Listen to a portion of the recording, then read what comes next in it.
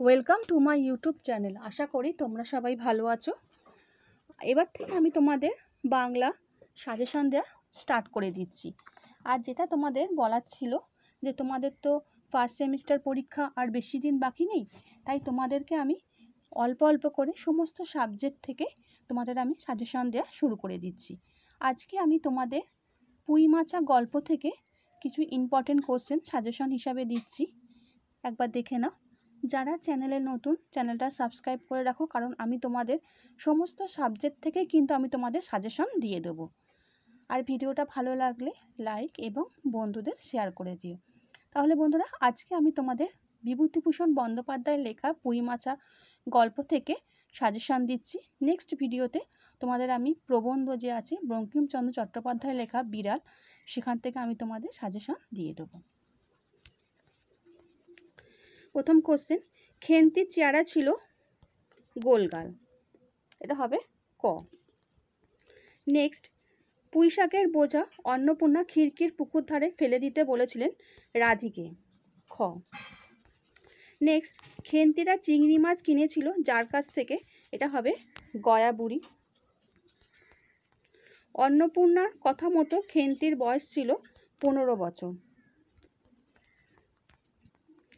সহায়হরি খেন্তিকে যা আনতে বলেছিল, এটা হবে শাবল।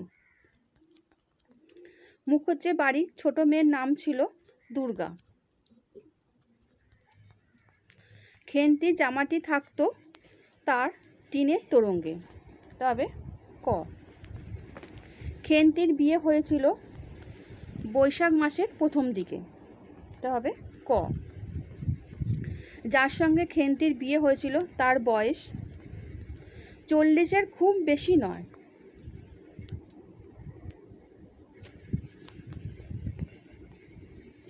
খেন্তির জন্য যে পাত্র ঠিক করা হয়েছিল সে ব্যবসা করত সিলেট চুন ও ইটের। পালকি বাহকদের বলা হতো বেয়ারা, ক। পুঁই মাচা গল্পটির একেবারে শুরুতে যে সময়কালের বর্ণনা আছে, এটা হবে শীতকাল, ক। নেক্সট, পুঁই মাচা গল্পে খেন্তির বাবার নাম ছিল সহায়হরি চাটুর্যে, এটা হবে খ। বাড়ির বাইরে বেয়ারারা পালকি নামিয়েছিল আমলক্ষী তলায়।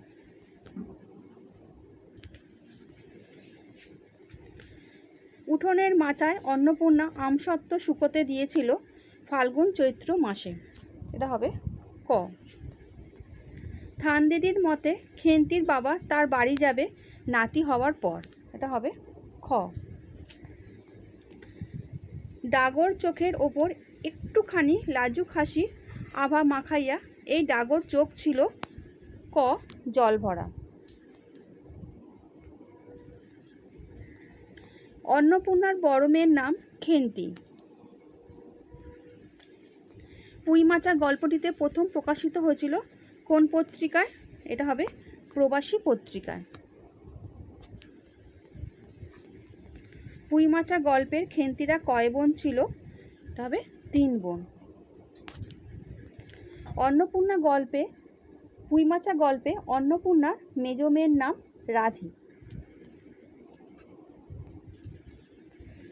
পুঁই মাচা গল্পে অন্নপূর্ণা ছোট মেয়ের নাম পুটি।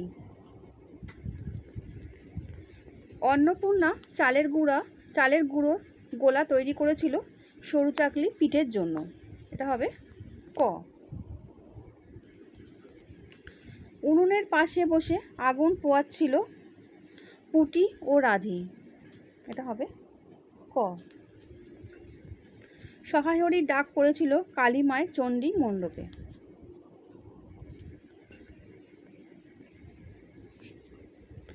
আশা করি আজকে তোমরা এই এমসিকিউর কোশ্চেন অ্যান্সারগুলো বুঝতে পেরেছো।